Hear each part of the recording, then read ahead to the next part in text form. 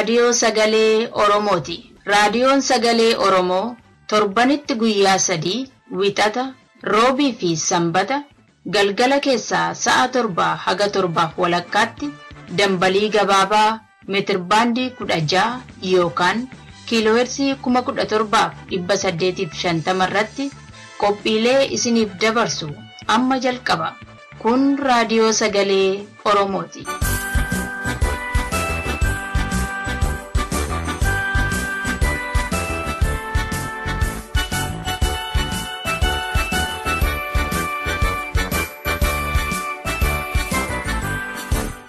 Guyyaan wiixata eebila 14 bara 2014 jala bultii guyyaa yaadannoo gootota Oromoo baga geessan isiniin jenna. Dhaggeeffattoota keenya kabajamoo. Nagaan keenya bakka jirtanitti isin haa ga'u.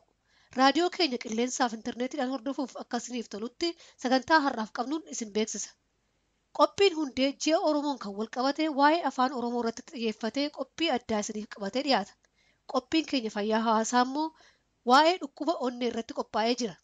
Hunda dura kan dhiyaatu oduudha. Kan isin keessummeessu Galalisee Wadaajootii amma gara oduutti dabarra. Sababa magaalaa Finfinneetiin biiroleen Oromiyaa qorannoo jala seenuuf jiru dhaabbattoota Oromoof barattoonni Oromoo immoo Finfinnee dalga bal'isuun dhaabbachuu qabaa jedhu. Kun oduu har'aaf qabnu keessaati dhaggeeffattoota keenya kabajamoo amma oduu bal'inaan sin dhageessisaa kan oduu sin dhageessisu dhaabasaa Waaqjiraati. Miseensonni caffee Oromiyaaf hojjettoota Oromiyaa qorannoof leenjii ilaalchaan muddamanii akka jiran gabaafame. Akka odeessinu dhaqqabee ibsutti torbaan darbe keessa magaalaa Finfinneef godina addaa Oromiyaa walitti dabaluuf yaaliin godhame erga fashalee asitti ajaja olaanaa hogganoota adda bilisummaa uummata Tigraay irraa kennameen leenjiin leenjistootaa itti gaafatamtoota biiroolee fi gaazexeessitoota Oromiyaaf Adaamaatti kennamuu eegale. Haa ta'uti leenjii kanarrattis marii fi garaagarummaan guddaa waan dhalateef hojichi ammallee akka danqametti akka jiru beekameera. Leenjii kanarratti akka ibsametti dhimmi magaalaa Finfinneef godina addaa Oromiyaa walitti dabaluu kun misooma callaan kan ilaalamu ta'uu akka hin qabne hirmaattonni dubbataniiru. የአዲስ አበባና የአዲስ አበባ ዙሪያ ከተሞች የከተሞች ጥያቄ አይደለም የማንነት ጥያቄ ነው። ይሄ ከምንም አንፃር ልናነሳ እንችላለን። waa'ee magaalaa Finfinnee waa'ee misoomaa callaa miti. Waa'ee eenyummaati. Waa'ee eenyummaa yeroo dubbannu immoo waan bu'uuraa waan hiikaa qabu irratti hundoofnee haasofna. Pilaanii kana hojiirra oolchuuf deemaa jirra taanaan godinni addaa Oromiyaa naannawa Finfinnee qaama naannoo Oromiyaa waan taateef qaamni naannicha keessatti aangoo olaanaa qabu caffeen dhimmicha irratti mari'atee murtoo utuu hin kennin pilaanicha hojiirra oolchuun mootummaan federaalaa aangoo naannolee waan dhiibe fakkaata. Akka gabaasaan keenya nuu dhaametti ammallee akkaataa adeemsaaf raawwii maastar pilaanii magaalaa Finfinneef qophaa'e kanarratti waliigaluun hin danda'amne. Dhimma uummataa irratti haasa'aa jirra. Kanaafi abbaan dhimmaatu bakka kana hin jiru. Abbaa dhimmaa biraan gahuu qabdanii dubbii tana dura.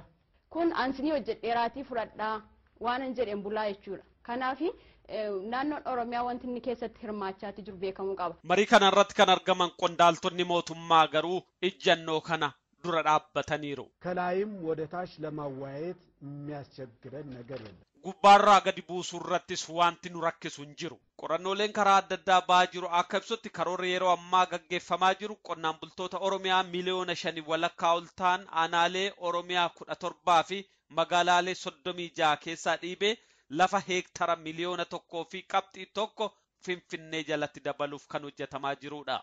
Kongireesiin Federaalistii Oromoo marii uummataa guyyaa dheengaddaa eebila 12 bara 2014 waajjira isaa kan Finfinneetti gaggeesse irratti gochaa babal'ifannoo magaalaa Finfinnee balaaleffatee jira. Akka gabaasaan keenya nuuf dhaametti yeroo ammaa Finfinnee guddisuuf jecha lafa Oromoo kutanii gara Finfinneetti dabaluu furmaata akka hin taane hirmaatonni eeranii jiru. Akka hirmaatonni jedhanitti Finfinnee guddisuuf furmaata kan ta'u Oromiyaarraa lafa kutanii itti dabaluu osoo hin taane Finfinnee Oromiyaa jalatti deebisuudhaan akka waliin guddatan irratti hojjechuudha. Sababa kanaan yeroo ammaa qonnaan bultoota Oromoo gara jabeenyaan lafarraa dhiibuu fi buqqisuuf yaaliin godhamaa jiru akka dhaabbatu kan gaafatan hirmaattonni kun gochaan akkanaa bakka adda addaatti gaggeeffamuunsaa miidhaa uummata Oromoo irraan gahu waan ta'eef akka dhaabbatu jechuun ibsa ejjennoo isaanii keessatti addeessaniiru. Haaluma wal fakkaatuun miidhaaf roorroon uummata Oromoo irra gahaa jiru haa dhaabbatu jechuun barattoonni Oromoo Yuunivarsiitii Jimmaa diddaaf fincila gaggeessaa akka jiran beekame. maddeen keenya akka nuuf dhaamanitti sababa diddaa kanaanis mooraa yuunivarsiitii Jimmaa mooraa waraanaa haga fakkaachuutti ga'ee jira.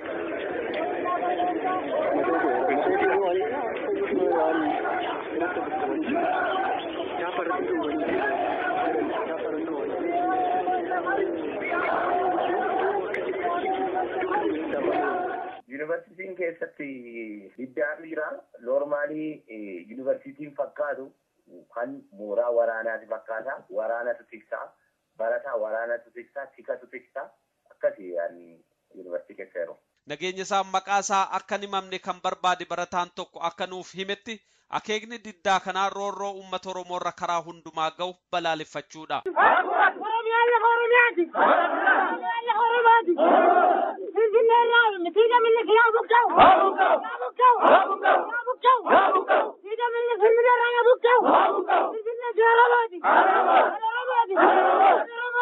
Naannoo Finfinnee federaala jala galchuufi warra leellistoota sirna naqxanyaa dura dhaabbachuun kanadhaan irra caalaa deemsifamaa jiru.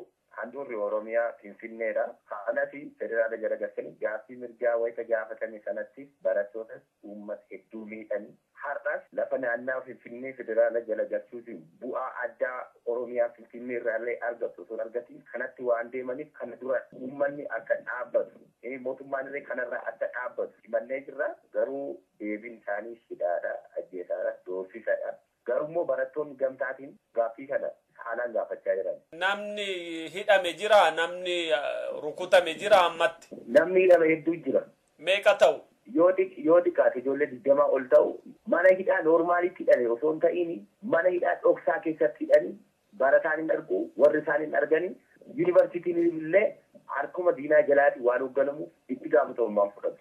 Keessaayyuu barruuleen hinquu jedhamu kan seenaa Oromoo xureessu yuunivarsiiticha keessa seenee seeraan taa'uunsa kan gaafachiisu ta'uu kan ibsan barattoonni kun barruu kanas baasanii akka guban ibsaniiru. Diddaa barattootaa kunneen dhaamsuu poolisiin federaalaa yuunivarsiitii Jimmaa marsee kan oole yoo ta'u barattoonni garuu gamtaadhaan sagalee diddaa dhageessisanii akka oolan oduun achirraa arganne nu ibseera. Haala kana qulqulleeffachuuf gara yuunivarsiitii Jimmaatti deddeebifnee bilbillullee deebii argachuu hin dandeenye.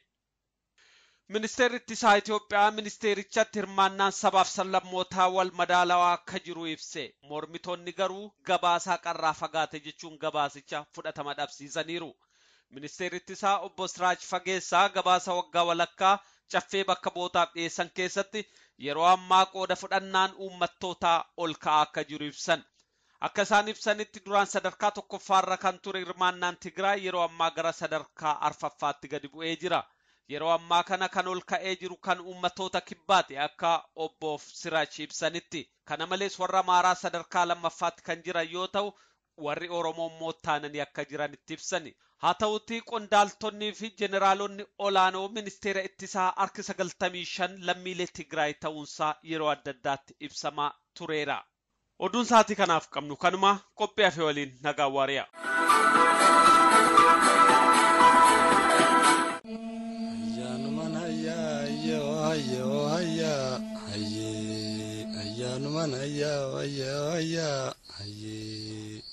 Sindira dertu appe manangure hayye iriya manjo appe manangure hayye bekana madulu appe manangure hayye kotasani situ ayyantu bontu deda kenya manan jalandulle hayye.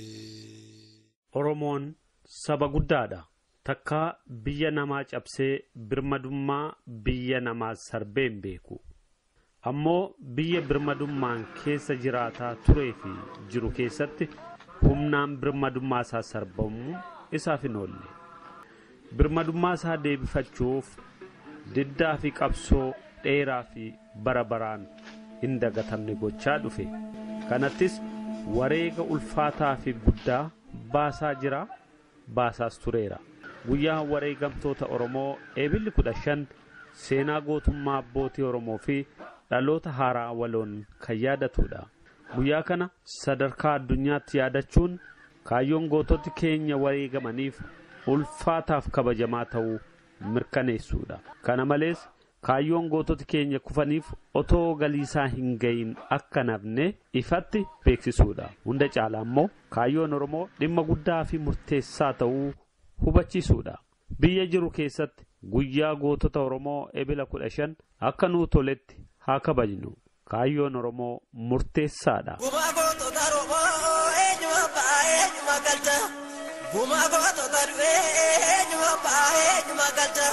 Sanyi gootota sanii eenyuma dhala eenyuma dalcha.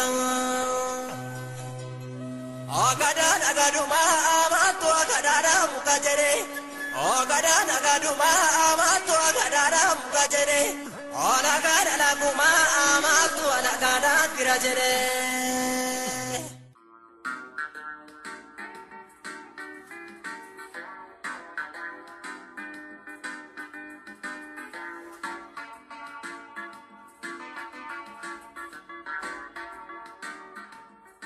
Qophii hundee.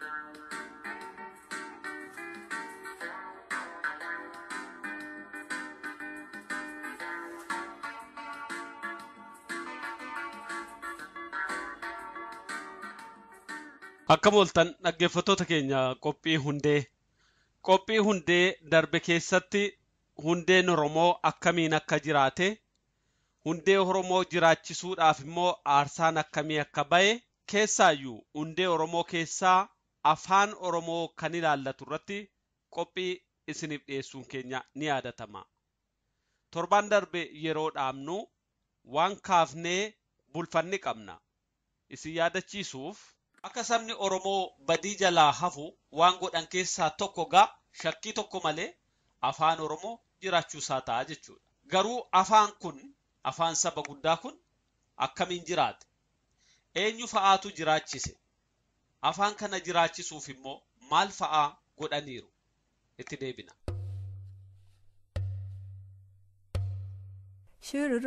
Shururururururu, shururururururu, shururururururu. Gude guduru dibba, maltu gudi sujibba, maltu gudi sujibba, shurururururu. Afaan Oromoo akka beektonni afaanii ibsanitti afaanota damee Kuush keessaa isa guddaati.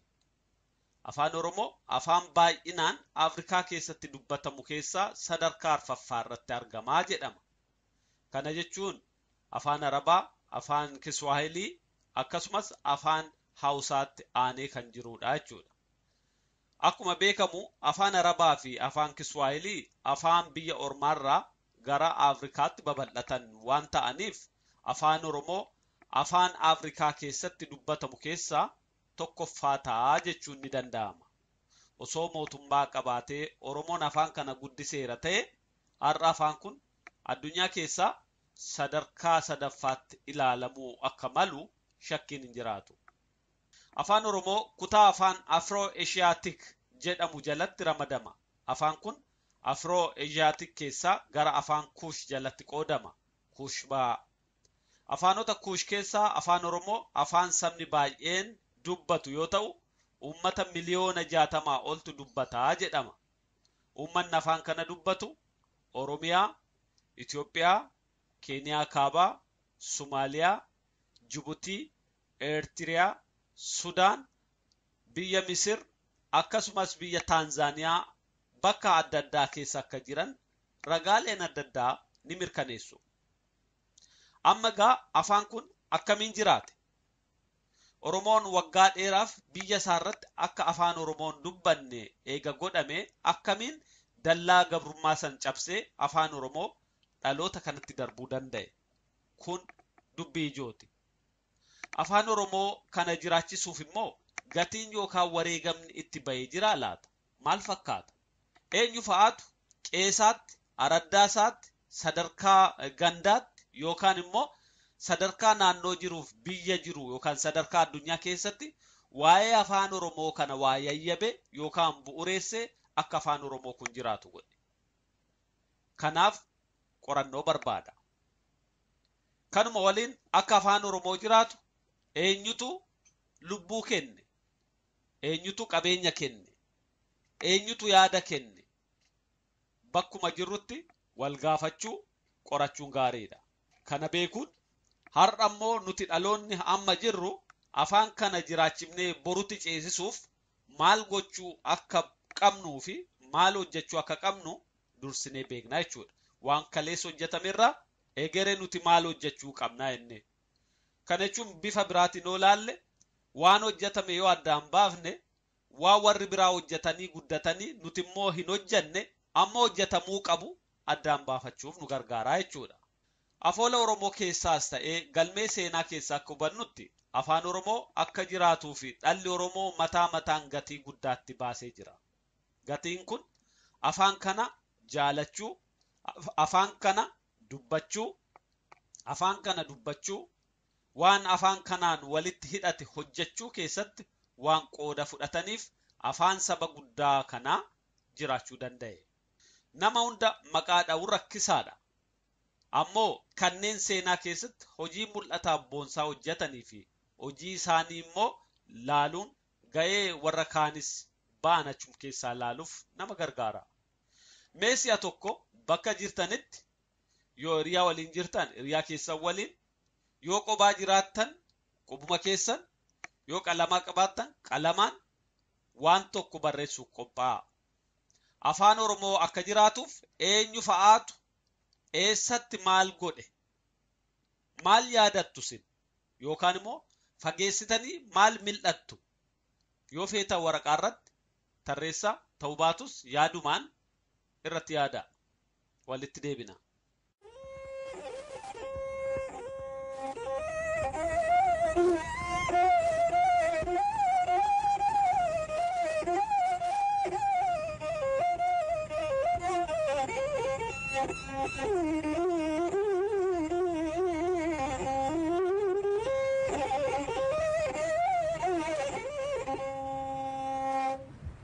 Abbaa Gammachiis isa bara 1856 Oromiyaa kibba lixaa Urrumuu keessatti dhalatee bara 1931 addunyaa kanarra darbe yaadattanii laata? Sheek Bakrii Saphaloo isa bara 1895 Oromiyaa Bahaa Karraamiilleetti dhalatee bara 1980 addunyaa kanarraa boqote yaadattanii laata? Sheek Muhammad Rashid Abbaa Bariisaa Dr. Xilawun Gamtaa Adda Bilisummaa Oromoo Adde Toltuu Tufaa fa'aa yaadattanii? Hunda yaamuuf seenaa afaan Oromoo qorachuun nama gaafata. Seenaan afaan Oromoo akka nutti mul'isutti warraaqsi Itoophiyaa kan bara 1974 dho'e waan hedduu dhokatee ture ifatti baase. San dura afaan Oromootiin barreeffama ifatti maxxansuu fi tamsaasuun dhorkamaa turuun waan ifaati. Barreeffamni xixiqqoon biyya alaatti maxxanfamanii barreeffaman garuu akka jiran beekamaadha. Fakkeenyaaf Macaafa Qulqulluu kan Oneesimoos Nasiibii fi Asteer Gannootiin qubee Ge'eeziitti fayyadamanii hiikaman kakuu haaraa jechuudha. Kakuun haaraa kun bara 1875 maxxansame. Warraaqsa Itoophiyaa bara 1974 walqabatee sochii turee fi duula baruuf barsiisuu keessatti afaan Oromoo akka ittiin baratamu yaaliin godhameera. Afaan Oromootiin barreeffama maxxansuu fi tamsaasa dabarsuunis yeroo kana akka jalqabe beekamaadha. Abbaa Bariisaa namni yaadattan gaazexaa Bariisaas waliin yaadattu. Dhugaadha abbaan Bariisaa qobaan hojjenne namoota hedduu isaaniin duuba jiru. Garuu namooti maqaan isaanii sadarkaa guddaatti yaadatamuu fi waamamuu jechuu keenya. Abbaan Bariisaa kuusaa jechootaa kan afaan Ingiliffaa afaan Oromootti hiikullee hojii boonsaa hojjetan keessaa tokko. San yeroo biraa ilaalla. Afaan Oromoo afaan barnootaa taasisuuf yaaliin godhame akkaan kan milkaa'e mootummaan Dargii bara 1991 erga kufee booda ta'uun beekamaadha. Sana dura garuu naannowaan bilisoomanitti addi bilisummaa Oromoo qubee afaan Oromoo barsiisuu fi afaan barnootaa taasisuu irratti hojjechaa akka ture seenaarraa kan hubannu. Erga mootummaan naannoo ijaaramee qubee afaan Oromoo Oromiyaa keessatti barsiisuun eegalame. Yeroo sana warra afaan Oromoo akka sadarkaa olaanaatti guddatee dhaloota qaqqabu hojjetu keessaa eenyu akka ta'e ni yaadattu? Dhugaatti nama ministeera barumsaa yeroos ture obbo Ibsaa Guutamaa namni yaadanne jira jedhee yaadu. Dhalooti qubee yoo dhufe obbo Ibsaatu yaadatama. Obbo Ibsaa duwwaatu hojjetame jechuuf otoo hin taane gaheen obbo Ibsaa qubeen afaan Oromoo akka damee barnootaa ta'ee dhala Oromoo bira ga'uu fi lalisu gumaachan hojii boonsaa yaadatamuudha. Kanaaf qubee afaan Oromoo yeroo chaartaraa keessa barsiisuu fi babal'isuu keessatti dhimma wal qabateen obbo Ibsaa yaadanna. Obbo Ibsaan akkuma beektan kana malees kuusaa jechoota hedduu of keessaa kan qabu kuusaa yookaan immoo diikshinarii afaan Oromoos qopheessaniiru. Bara 1991 irraa jalqabee afaan Oromoo qubeetti fayyadamuun barreeffamaa hojiirra ooluu eegale. Murtii kanaan barreeffamoonni adda addaa bara 1991 hanga 97tti haala hedduu nama gammachiisuun maxxanfaman. Kun yoo duubatti ilaalame waggaa 100 waan hojjetame dachaa dachaatti bira darbaa jechuudha. Qophiin keenya irraa asuma irratti dhaabbata. Torbee eenyu fa'aa maal akka godhan tokko tokkoon ilaalla. Nagaan.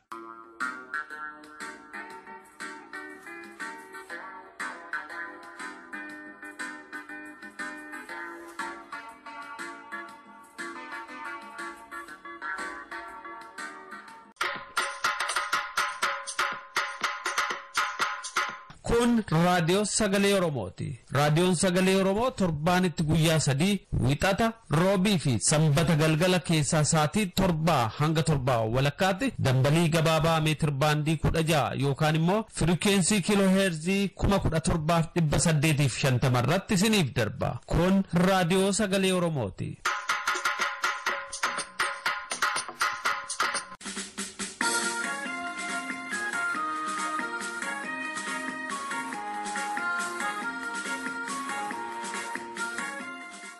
Qophii fayyaa hawaasaa.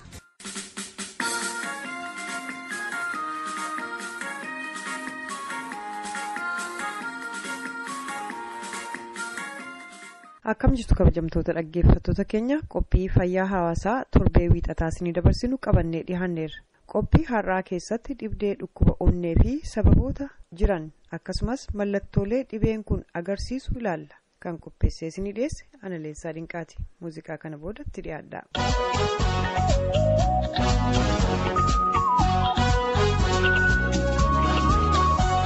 Dhibdeen onnee yookaan afaan Ingiliffaan kaardiyoovaaskular diziis jedhamee kan yaamamu dhibdee yookaan dhukkubbii hidda dhiiga qaama keenyaa dhibdee onnee waliin wal qabate cufa kan walitti qabee jirudha.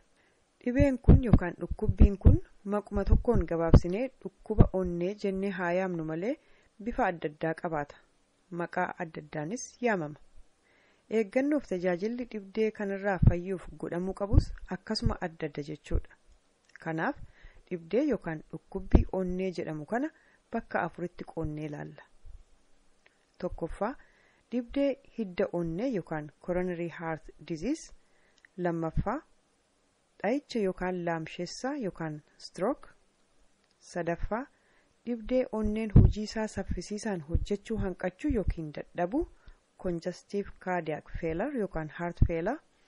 Afraffaa dhibdee cuqqaalama hidda dhiigaa qaama keenyaa yookaan peripheral vascular disease kan jedhaman bakka 4tti hiramanii jiranidha.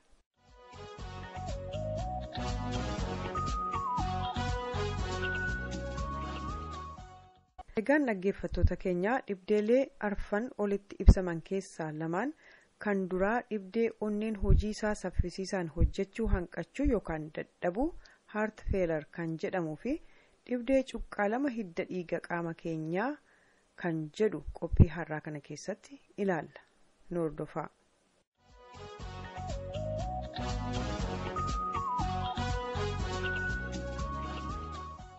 Dhibdee onneen hojii isaa saffisiisaan hojjechuu hanqachuu yookiin dadhabuu yookaan heart failure. Rakkoo onneen keenya akka barbaachisutti qaama keenya keessa dhiiga facaasuu hanqachuurraa dhiigni qaamaas barbaachisaa ta'an bakka barbaadan gahaatti dhaqqabuu hanqachuun dhibdee onnee fida. Dhiigni gahaan qaama keenya keessa lola'uu hanqachuun ammoo gama kaaniin qilleensi haaraan qaamni keenya barbaadu kan silaa dhiiga waliin qaama keenya hunda waliin ga'uun irra ture qilleensa dhabuu danda'a jechuudha. Kanaaf onneen dhiiga gahaa facaasuu yookaan dabarsuu dadhabuurraa hir'ina dhiigaa qofa osoo hin ta'in hir'inni qilleensa qulqulluus qaama keenya mudata jechuudha. Yeroo akkas ta'us mallattoon dhukkubbii agarsiisantu jira. Fakkeenyaaf hafuura kutuu, sardama hafuura baafachuu yookaan argamsiisuu, humna bu'uu, hafuura kukkutuurraa kan ka'e quqqufaasisuu fi buusaan qaamaa dhidhiita'uun mallattoolee dhukkuba kanaa keessaa hanga tokko.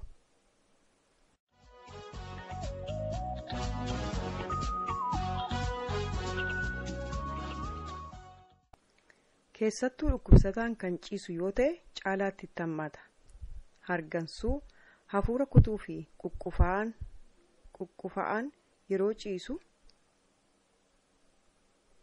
Keessattuu dhukkubsataan kan ciisu yoo ta'e caalaatti itti hammaata. Hargansiisuu, hafuura kukkutuu fi quqqufaan yeroo ciisu itti hammaata jechuudha. Mallattoo fi dhibeen dhukkuba kanaan wal qabatee jiru bal'aadha. Qorattoonni fayyaas dhimma kanarratti bal'inaan barreessaniiru. Haa ta'u malee nuti hubannaa jalqabaa fi irraa ka'umsa akka nuuf ta'uuf gabaabsinee hangasumarraa caqasuun ni gargaara jennee abdanna.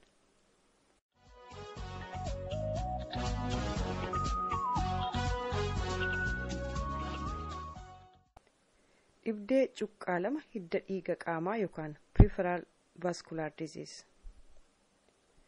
Dhibeen yookaan dhukkubbiin kun yeroo hiddi dhiigaa cuqqaalamee dhiigni akka barbaachisaa ta'etti qaama keenya keessatti yookaan keessattuu miila, harka kan kana fakkaatan keessa faca'uu hanqachuurraa kan namatti dhufudha jechuudha. Rakkoon kun dadhabiinsa yookaan rakkoo onneen keenya dhiiga akka barbaachisutti facaasuu hanqachuu osoo hin taane rakkoo hiddi dhiiga qaama keenyaa keessa yookaan dhiiga facaasame yookaan ergame akka gaariitti dabarsuu diduurraati jechuudha. Kunis hidda dhiiga qaama keenyaa keessatti coomni yoo kuusame dhiiga onneerraa ergame dabarsuu dhorkaa jechuudha. Kunis hidda dhiiga qaama keenyaa keessatti coomni yoo kuusame dhiiga onneerraa ergame dabarsuu dhorka jechuudha. Kanaaf dhiigni onneerraa ergame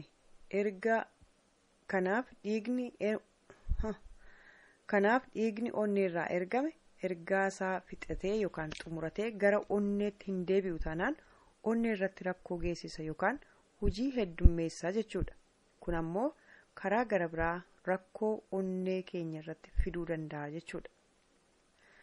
Mallattoon dhibee kanaa naannoo dhiigni dhaqqabuu dadhabe kanneen akka luka yookaan miilaa fi harka keessatti dhukkubbii jabduun namatti dhagahamu. Lukni, miilli yookaan harki walumaa gala naannoo dhibeen jiru dudu'uu, hadooduu fi akka bututetti namatti dhagahamudha. Furmaanni dhukkubbii onnee akka qorannoon damee fayyaa hawaasaa ibsutti nyaata ofii ilaallachuu fi sochii qaamaa yookaan physical exercise gochuudha. Kanas gajjabeessanii ibsu jechuudha. Nyaataaf sochii qaamaa yeroo jennu dalga namatti galuu danda'a.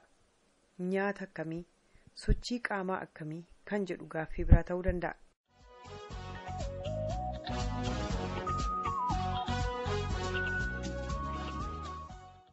Yaadaaf gorsa fayyaa barbaachisu argachuuf ogeessa fayyaa keessan akka daawwattan illee asumaan isinii dhaamna. Akka umurii fi haala fayyaa ofii irratti hundaa'ee gorsi fayyaa waan adda addaa yookaan akka garagaraatti kennama. Kanaaf eeggannoon godhamuu qabullee akka gaariitti ilaallatamuu akka qabu dhaammataa. Nutis egaan qophii fayyaa hawaasaa kanarraa asuma irratti goolabnee torbee dhufu gosa dhukkuba onnee 2 hafan irratti qophii keenya qabannee dhiyaanna. Hangasittuu nagaan nuuf tura.